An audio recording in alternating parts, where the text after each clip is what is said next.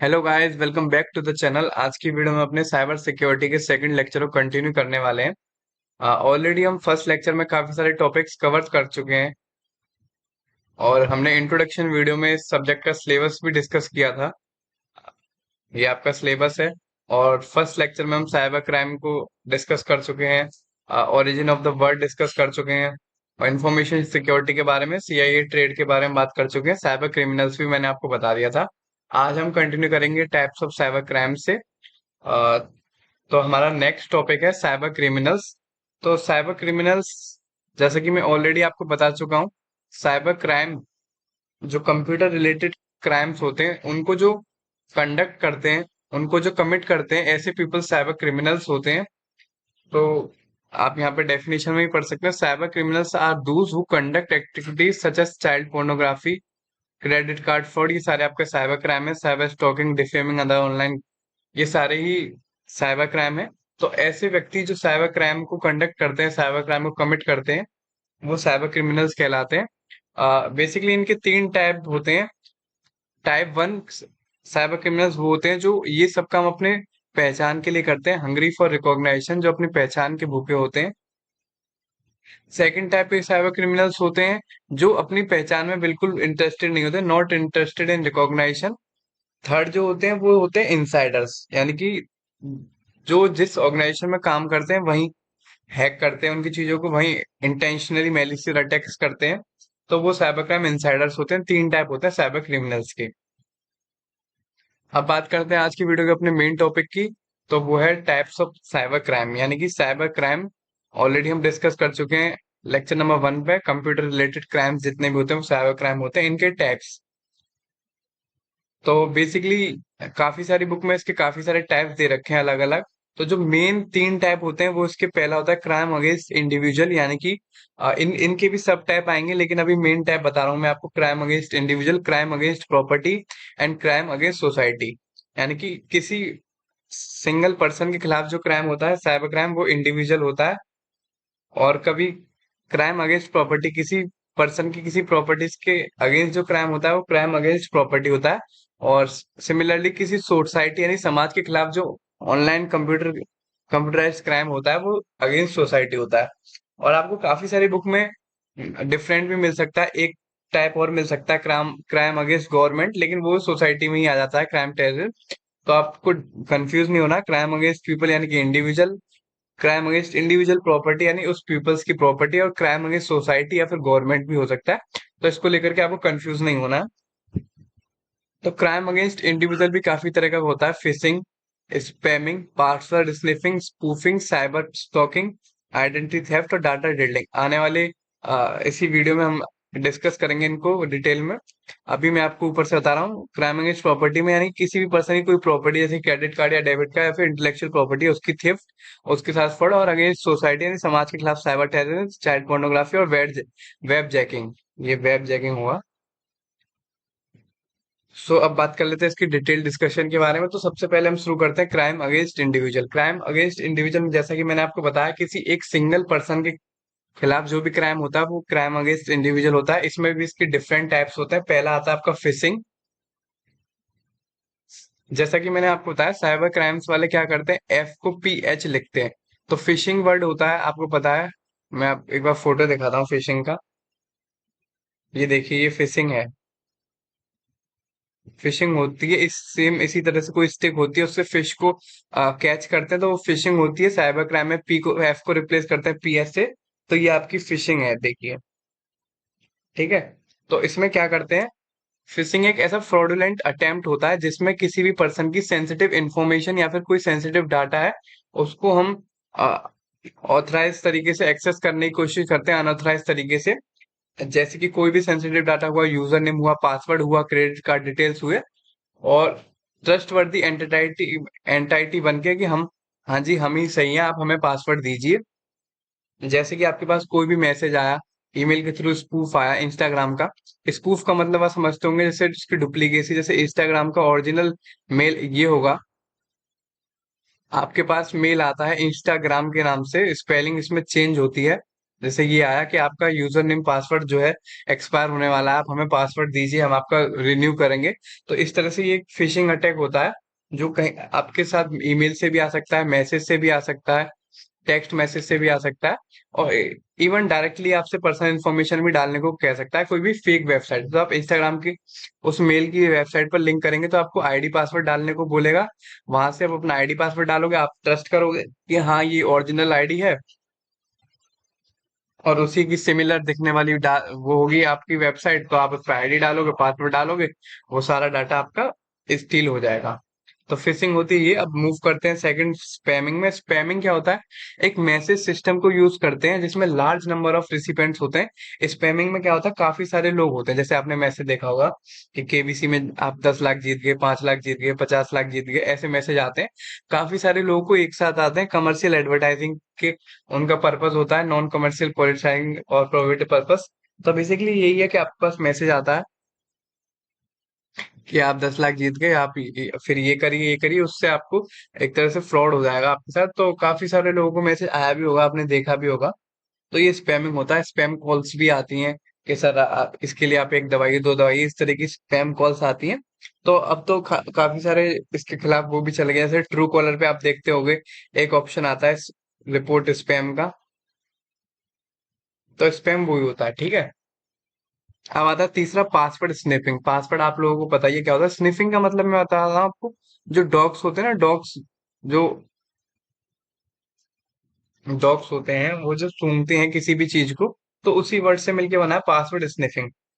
Password sniffing में क्या होता है, पासवर्ड स्निफर नाम का पास वो एप्लीकेशन होता है, जिस सॉफ्टवेयर एप्लीकेशन जिसे हम कंप्यूटर में इंस्टॉल कर देते हैं। उससे क्या होता है, कोई भी आपका पासवर्ड होता है, रिकॉर्ड्स होते हैं, स्कैन होते हैं, डाटा एक जगह से दूसरी जगह जाता है, डाटा पैकेट्स के फॉर्मेट में जाता है, पैकेट्स उन पैकेट्स को ट्रैक कर लेते हैं, और उसमें कोई भी रिकॉर्ड होता है आपके पासवर्ड को लेकर के वो कंटेन कर लिया जाता है, तो आपका पासवर्ड इस तरह से लीक हो जाता है।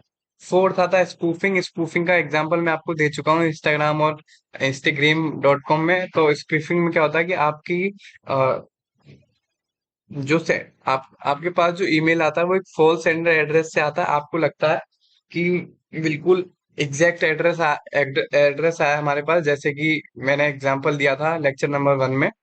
आकाश अरोड़ा जी ने क्या किया था, आकाश अरोड़ा ने 1999 में याहू का जो है डोमेन नेम चेंज कर दिया था, याहू की जगह याहू कर दिया था। इसी से फ्रॉड हुआ था, पहला साइबर क्राइम इंडिया में। तो इस तरह से स्पूफ कर देते हैं। स्पूफ माने डुप्लीकेसी क्रिएट कर देते हैं, ठीक है। तो एक टास्क मैं आपको देता हूँ, ये आपने ओरिजिन ऑफ वर्ड पढ़ा होगा। एक टास्क मैं आपको देता हूँ, साइबर क्राइम, साइबर क्राइम का फादर कौन है, ये आपको बताना है, कमेंट करना। ऑल तो मुझे पता है इंडियन पर्सन ही है, आप देखना बेंगलोर से रिलेट करते हैं वो। साइबर क्राइम का फादर आप सर्च करना, आपको पता चले तो जरूर नीचे कमेंट बॉक्स में लिखना, who is the father of cyber crime. हाँ, अब बात करते हैं स्पूफिंग की। हम बात कर चुके हैं, फॉल्स सेंडर एड्रेस आता है जिसमें हम अपना डाटा डाल देते हैं और सेंसिटिव डाटा हम उन्हें दे देते हैं, अपना पासवर्ड। और ये ईमेल में कोई लिंक भी दे सकते हैं जिसमें मैलिशियस वेबसाइट होती है, जिसमें मालवेयर होता है। तो मालवेयर में क्या इंटेंशनली आपकी हैक कर सकते हैं वो सब। अब मूव करते हैं नेक्स्ट टॉपिक पे। अब नेक्स्ट टाइप वो है साइबर स्टॉकिंग। स्टॉकिंग का मतलब आप समझते हो, किसी को घूरना। तो साइबर स्टॉकिंग इंटरनेट का यूज करती है। साइबर का मतलब इंटरनेट, कंप्यूटर से रिलेट हुआ। तो ऑनलाइन किसी को स्टॉक करना या फिर हैरेस करना, किसी इंडिविजुअल को, किसी ग्रुप को, किसी ऑर्गेनाइजेशन को, साइबर स्टॉकिंग के अंदर आता है। जैसे कि आपने अभी इस एक साल पहले फर्स्ट ईयर में एडमिशन लिया होगा, तो आपके क्लास में कोई भी होगा, उसके आप इंस्टाग्राम आईडी से स्टॉक करते हो, तो वो साइबर स्टॉकिंग आता है। ये सब हेरेसमेंट में आता है। आप अपनी एक आईडी से ब्लॉक कर देते हो, नई नई आईडी बनाता है अगला बंदा, तो सब हेरेसमेंट के अंदर आता है। और ये जरूरी नहीं है सिर्फ एक ही आदमी को टारगेट करे, ग्रुप्स को भी टारगेट कर सकता है, इवन ऑर्गेनाइजेशन को भी टारगेट कर सकता है। अब नेक्स्ट आपका टाइप आता है आइडेंटिटी थेफ्ट का। तो आइडेंटिटी थेफ्ट में क्या होता है, जैसा कि आपने देखा होगा फेसबुक पर कई बार कुछ लोग जो है वो फेक आईडी बना देते हैं। तो यानी कि आपका ही नाम यूज करके, जैसे मेरा नाम ऋतिक है, तो मेरा ही कोई सिमिलर नेम यूज करके इंस्टाग्राम पे या फेसबुक पे आईडी बना दे, और वो प्रिटेंड करे कि मैं ही ऋतिक हूँ, तो ये आइडेंटिटी थेफ्ट होती है। आपका क्रेडिट कार्ड नंबर भी थेफ्ट कर सकता है विदाउट योर परमिशन। कोई भी फ्रॉड कर सकता है विदाउट योर परमिशन। किसी से पैसे मांग सकता है कि मैं ऋतिक बोल रहा हूँ और मेरे को पैसों की जरूरत है, तो ये सब चीजें उसमें आती हैं। और जो टर्म है आइडेंटिटी थेफ्ट, यानी आपकी पहचान चुरा लेना, ये 1964 में टर्म हुआ था, यानी कि साइबर क्राइम से ही पहले। अब आता है लास्ट टाइप, डाटा डिडलिंग इंडिविजुअल में। तो डिडलिंग का मतलब होता है इनफॉर्मल तरीके से कुछ कर देना, यानी फॉर्मल नहीं। डाटा डिडलिंग में क्या होता है कि एक आपका जो डाटा किसी भी सर्वर पे स्टोर करा जाता है, वो फॉल्स तरीके से, इवन गलत एंटर किया जाता है बाई डाटा एंट्री क्लर्क या फिर किसी कंप्यूटर वायरस के थ्रू। कंप्यूटराइज प्रोसेस होता है जिसमें आपका डाटा अल्टर्ड किया जाता है। जैसे कि मान के चलो आपकी कोई इंश्योरेंस कंपनी है, उसमें आपने प्रीमियम जमा किया है और आपका जो लास्ट चार्ज हुआ वो 2 लाख रुपए हुआ, और किसी भी तरह से उसको अल्टर्ड करके 2,000 कर दिया गया, 20,000 कर दिया गया, तो वो आपका डाटा एक तरह से डिडलिंग हो जाती है। बाकी एग्जांपल आपका फिशिंग का है। ये मैंने एक डायग्राम बना रखा है, ये आपको देखना है किसका डायग्राम है, और इसको कमेंट बॉक्स में नीचे कमेंट करना है कि ये डायग्राम किसका है। पहले साइबर फ्रॉडस्टर आपके साथ ट्रस्ट क्रिएट करते हैं, ट्रस्ट क्रिएट करने के बाद आपका एक्सेस ले लेते हैं, उसके बाद आपकी इंफॉर्मेशन स्टील कर लेते हैं। ये मैंने आपको समझाया है। लेकिन आपको क्या करना है, ये कमेंट बॉक्स में बताना है किस बारे में है, फिगर किस चीज के बारे में, ये आपको बताना है। ये वाला आपका फिशिंग का है। अब मूव करते हैं नेक्स्ट स्टेप। नेक्स्ट स्टेप है क्राइम अगेंस्ट प्रॉपर्टी। प्रॉपर्टी मतलब आपकी कोई भी चीज उसके अगेंस्ट प्रॉपर्टी होती है, इसमें उसके अगेंस्ट क्राइम होता है, कोई इंडिविजुअल नहीं होता। पहला इसमें टाइप आता है credit card fraud. Credit card fraud में क्या होता है कि कोई भी पर्सन, सच है, आपके पास कॉल आती है कि सर आपका जो है केवाईसी नहीं हो रही, आपके पास कोई मैसेज आता है, कुछ भी आता है। आ, इसका पर्पस ये होता है कि आपसे आपके कार्ड की डिटेल ले सके। जैसे कि अटैकर्स होता है, वो आपका कार्ड स्टील भी कर सकता है, फिर ऑनलाइन आपकी डिटेल ले सकता है, उसके बाद आपका कार्ड यूज करके अटैकर्स आपका कोई भी अमेजोन पर शॉपिंग कर सकता है, फ्लिपकार्ट पर शॉपिंग कर सकता है। कई बार क्या होता है कि ऑनलाइन ही इसमें स्कैम ऐसा होता है कि जैसे एक शूज है, शूज के ओरिजिनल प्राइस 999 है, उसी शूज को 99 में सेल करेंगे, अपनी फेक वेबसाइट बनाकर। वहां पे सीओडी का ऑप्शन नहीं होगा, आप उसे ओके करेंगे, क्लिक करते हो तो उसमें पूछता है अपने कार्ड डिटेल भरो, कार्ड डिटेल आप भर देते हो, कार्ड डिटेल उनके पास चली जाती है। सिमिलरली उस कार्ड डिटेल को यूज करते हैं वो शॉपिंग करने के लिए। एक मेथड भी होता है कार्डिंग, इसको कार्डिंग बोलते हैं। तो ये आपका क्रेडिट कार्ड फ्रॉड होता है, इसमें क्रेडिट और डेबिट दोनों ही कार्ड आते हैं। इसका पर्पस यही होता है कि आपका इंफॉर्मेशन लेके आपकी मनी निकाल सकें और आपके मनी से कुछ शॉपिंग कर सकें। अब बात करते हैं नेक्स्ट इंटेलेक्चुअल प्रॉपर्टी थेफ्ट की। प्रॉपर्टीज के अंदर आता है इंटेलेक्चुअल प्रॉपर्टीज। क्या होता है इंटेलेक्चुअल का मतलब बताऊं, creation of mind. Intellectual word का मतलब ही होता है यानी दिमाग से कुछ भी चीज बनाई हुई, वो creation of mind intellectual properties आती है। जैसे कि कोई आपने गाना बनाया, कोई आइडिया है, कोई आपका पेटेंट है, यानी कि कोई भी कॉपीराइट गाने का, कोई भी पेटेंट, कोई भी ट्रेडमार्क कंपनी का नाम, कोई भी परफॉर्मर राइट, डाटा बेस किसी डाटा का राइट, डिजाइन का कोई भी राइट है, तो ये सब आपका इंटेलेक्चुअल प्रॉपर्टीज में आता है। जैसे कि मैंने आपको एग्जांपल दिया था कोको कोला का, तो कोको कोला की रेसिपी है, जो बनाने का तरीका है, वो आपका इंटेलेक्चुअल प्रॉपर्टीज में आता है।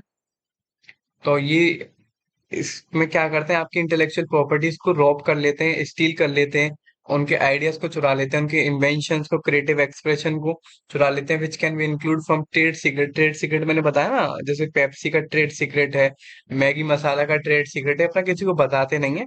और कोई भी म्यूजिक है, कोई गाना है, कोई सॉफ्टवेयर है, इन सबको चुरा लेना, स्टील कर लेना, इंटेलेक्चुअल प्रॉपर्टी थेफ्ट आता है। हम दो पढ़ चुके हैं, crime against individual, crime against property. अब नेक्स्ट आता है क्राइम क्राइम अगेंस्ट सोसाइटी। कई बार क्राइम अगेंस्ट गवर्नमेंट करके भी आ जाता है। कई कई बुक्स में क्या है, ये दोनों अलग अलग दे रखे हैं, 4 टाइप्स दे रखे हैं, क्राइम अगेंस्ट सोसाइटी और क्राइम अगेंस्ट गवर्नमेंट। लेकिन जो मैंने इसको मर्ज किया है, क्योंकि बिल्कुल सही है एकदम। पहला आता है आपका साइबर टेररिज्म। साइबर टेररिज्म में क्या होता है कि कंप्यूटर से रिलेटेड कोई भी आतंकवादी घटना होती है, वो सोसाइटी को जो खतरे में डाल सकती है, वो साइबर टेररिज्म में आती है। जैसे कि इंटरनेट को यूज करके कोई भी वायलेंस कंडक्ट कराना, जैसे कि अभी कोई हिंसा होती है जहाँ पे, तो इंटरनेट बंद कर दिया जाता है। उसका रीजन यही है कि फॉल्स इन्फॉर्मेशन ना स्प्रेड हो।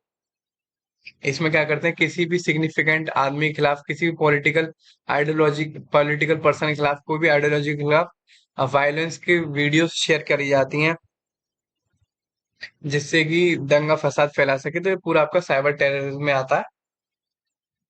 दूसरा आता है आपका चाइल्ड पोर्नोग्राफी। चाइल्ड पोर्नोग्राफी में क्या होता है कि जो माइनर्स होते हैं, यानी कि 18 से छोटे बच्चे जो होते हैं, यानी कि ये जो ईयर्स के बच्चे होते हैं, इनकी explicit images, sexually explicit images या फिर वीडियोस माइनर्स की वेब पे डाल दी जाती हैं, जो कि इलीगल होती हैं। चाइल्ड पोर्नोग्राफी ये पूरी तरह से इलीगल है। आप इसका संचार भी नहीं कर सकते, शेयर भी नहीं कर सकते, सोसाइटी के लिए हैजार्डस होता है। थर्ड आता है आपका वेब जैकिंग। वेब जैकिंग का मतलब होता है, चेकिंग माने कॉपी कर देना, जैसे हाईजैकिंग कर देते हैं ना, अपने एंटर में ले लेते हैं।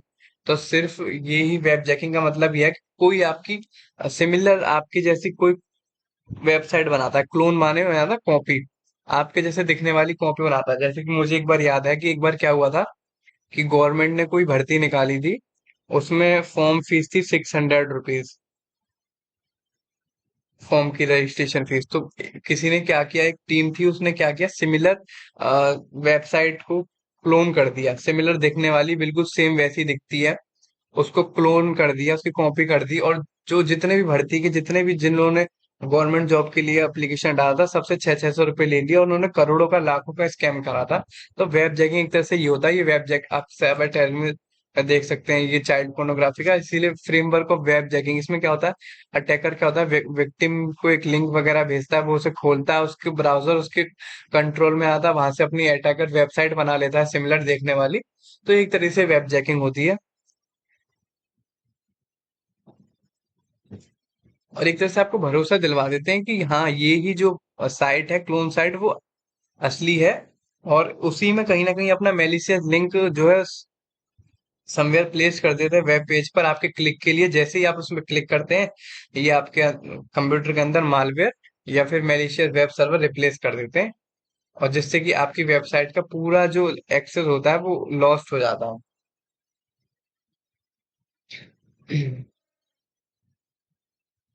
होपफुली अब आपके types of cyber crime clear होंगे। अगर आपको अभी भी कोई डाउट है तो प्लीज कमेंट बॉक्स में जरूर बताएं। I have a doubt, I try explain. अगर आपको कोई डाउट नहीं है, आपको अच्छे समझ में आ गया, तो प्लीज फिर भी कमेंट बॉक्स में जरूर लिखें। अब मूव करते हैं साइबर क्राइम और ग्लोबल पर्सपेक्टिव। साइबर क्राइम हम पढ़ चुके हैं, ग्लोबल पर्सपेक्टिव क्या होता है।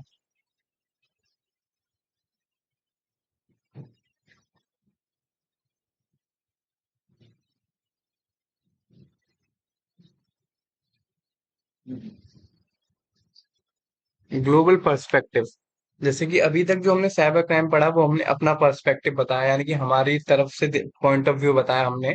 हम साइबर क्राइम का types of cyber crime, cyber criminals, इसमें हमने अपना पॉइंट ऑफ व्यू बताया, पीओवी, जो हमारा पॉइंट ऑफ व्यू क्या था, या फिर बुक्स का पॉइंट ऑफ व्यू क्या था, बुक्स क्या बोलती हैं। लेकिन जो global point point of view वो देखना चाहिए ना हमें, यानी कि पूरा देश साइबर क्राइम के बारे में क्या सोचता है। तो साइबर सिक्योरिटी, जो हमने सबसे पहले एक्सप्लेन किया था, एक ऐसी प्रैक्टिस होती है कंप्यूटर्स को डिफेंड करने के लिए मैलिशियस अटैक से, not only the computers but only the also included the mobile device and electronic systems. तो साइबर सिक्योरिटी जो है, किसी भी फर्म, किसी भी ऑर्गेनाइजेशन की जो टॉप 5 नंबर की रिस्क होती है, यानी कि इनसे हमें सबसे ज्यादा खतरा है। सारी ऑर्गेनाइजेशन की टॉप 5 रिस्क में साइबर सिक्योरिटी कॉमन है। चाहे वो बैंकिंग का हो, Punjab national bank, SBI, HDFC, banking का हो, या फिर कोई टेक कंपनी हो, अमेजोन, फ्लिपकार्ट, कोई भी टेक कंपनी हो, या फिर कोई फाइनेंशियल सर्विसेज की कंपनी हो, उसमें 5 में से एक रिस्क जो होती है आपकी साइबर सिक्योरिटी की रिस्क होती है। ठीक, ये है आपका ग्लोबल पर्सपेक्टिव। अब बात करें according to the 2020 cost of cyber crime study, एक साइबर क्राइम की कॉस्ट की स्टडी आई थी एक्सेंचर कंपनी से। एक्सेंचर कंपनी काफी बड़ी कंपनी है, अगर आप सीएस आईटी से हो तो आपको बाद में पता चलेगा इसकी कितनी बड़ी कंपनी है ये।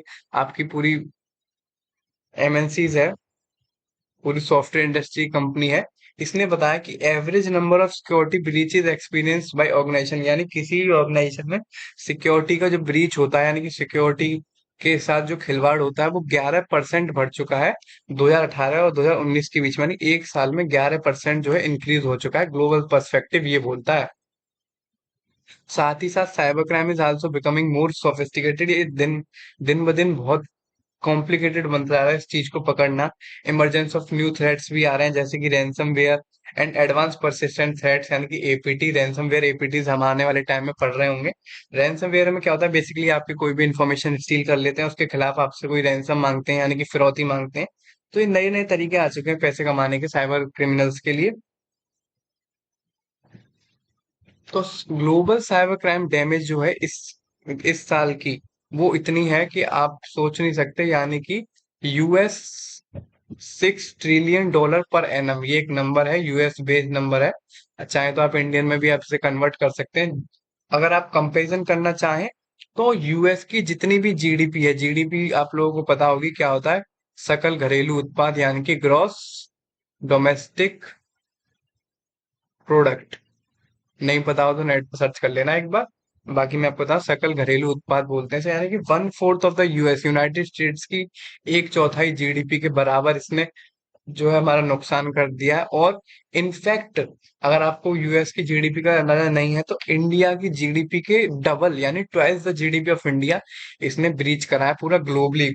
ये बात याद रखना, हम ग्लोबली बात कर रहे हैं, इससे पहले हम अपना पर्सपेक्टिव बात कर रहे थे, अब हम ग्लोबली पर्सपेक्टिव को लेकर चल रहे हैं। और ये एक्सपेक्टेड है कि ये जो 6 ट्रिलियन का नंबर है, ये डबल हो, अप्रोक्स डबल होने वाला है, यानी कि यूएस 10.5 ट्रिलियन हो जाएगा 2025 तक, यानी आने वाले 2 साल में। और इनकी सप्लाई चेन है वो इतनी बढ़ चुकी है, 2019-2020 तक 4 गुना बढ़ चुकी है। जैसे 2018 से 2011, एक साल के अंदर अंदर 11% इंक्रीज हुआ साइबर क्राइम में, और इनकी जो तादाद है वो 4 गुना बढ़ चुकी है।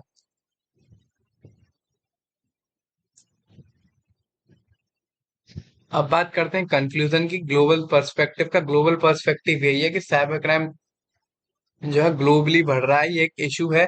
इस पे एक एफर्ट डालने की जरूरत है। कुछ लोग इसको अनदेखा कर देते हैं, उस पर कंसंट्रेट करने की जरूरत है। जब सब लोगों को एफर्ट डालने पड़ेंगे मिल करके, इंडिविजुअल भी, बिजनेस को भी। इवन गवर्नमेंट की साइट्स भी नहीं बची, जैसा कि मैंने आपको बताया था। फेक रजिस्ट्रेशन स्लिप बना दी थी, फेक रजिस्ट्रेशन वेबसाइट बना दी थी। तो इवन गवर्नमेंट भी नहीं बची है। तो इन सबको मिलना चाहिए, हर एक इंडिविजुअल को, बिजनेस फर्म्स को, गवर्नमेंट को, और प्रिवेंट करना चाहिए इसके इम्पैक्ट से। इसमें क्या है, अवेयरनेस फैलानी चाहिए रिस्क की, साइबर क्राइम से क्या क्या रिस्क हो सकते हैं। और इम्प्लीमेंटिंग इफेक्टिव प्रिवेंशन मेजर, काफी सारे बचाव के तरीके इम्प्लीमेंट करने चाहिए, जिससे कि हम इंश्योर कर सकें कि इंटरनेट पर हर कोई आदमी सेफ रहे, सबके लिए एक सिक्योर प्लेस रहे इंटरनेट पर। तो ग्लोबल पर्सपेक्टिव में सिर्फ इतना ही, लेक्चर नंबर सेकंड में सिर्फ इतना ही।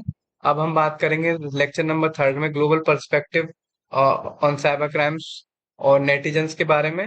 तो ये बेसिकली इसी का ही, इसको कवर कर लेते हैं, जो हमने पढ़ा है उसी का ही ग्लोबल पर्सपेक्टिव है। ऑस्ट्रेलिया का पर्सपेक्टिव दिया गया है इसमें, ये इसे आप एक बार पढ़ लेना। बल्कि ये 2 स्लाइड्स इनफ हैं ग्लोबल पर्सपेक्टिव के लिए। इसमें बताया कि अगर 2006 में यूएस ने एक सीओई कन्वेंशन निकाला, यानी कि काउंसिल ऑफ यूरोप थी, उसने कन्वेंशन निकाला। इसे आप एक बार पढ़ना चाहें तो पढ़ लेना। 1997 2001 के बीच में पहली इंटरनेशनल ट्रीटी भी निकली, एक टीम बनी एड्रेस करने के लिए इंटरनेट क्राइम्स को। तो एक बार इसे देख लेना। ऑल दो अगर क्वेश्चन आता है ग्लोबल पर्सपेक्टिव का, तो इतना भी लिख के आओगे मोर देन इनफ है। अगर आपको और कंटेंट चाहिए तो इस स्लाइड को एक बार पढ़ लेना। बाकी नेक्स्ट लेक्चर में, नेक्स्ट वीडियोस में हम बात करेंगे cyber crime era for survival month for the netizens. Netizens क्या होता है, ये नेक्स्ट लेक्चर तक आप देखना। अगर नहीं पता चलता आपको नेटिजन्स क्या होता है, तो मैं जरूर बताऊंगा नेटिजन्स क्या होता है। इतना आपको हिंट देता हूँ, नेटिजन्स जो वर्ड है वो 2 वर्ड से मिलकर बना है, इंटरनेट प्लस सिटीजन। आने वाले लेक्चर में हम इसे डिटेल में बात करने वाले होंगे, इसके मंत्रास भी। और बाकी इस लेक्चर में सिर्फ इतना ही। Thank you for watching my video. Notes के लिए आप प्लीज मेरे टेलीग्राम चैनल को ज्वाइन करें, जिसकी लिंक मैंने अपनी वीडियो के डिस्क्रिप्शन बॉक्स में दे रखी है, वहां से आपको मिल जाएगा। डायरेक्ट भी एक्सेस कराने की मैं आपको कोशिश करूंगा।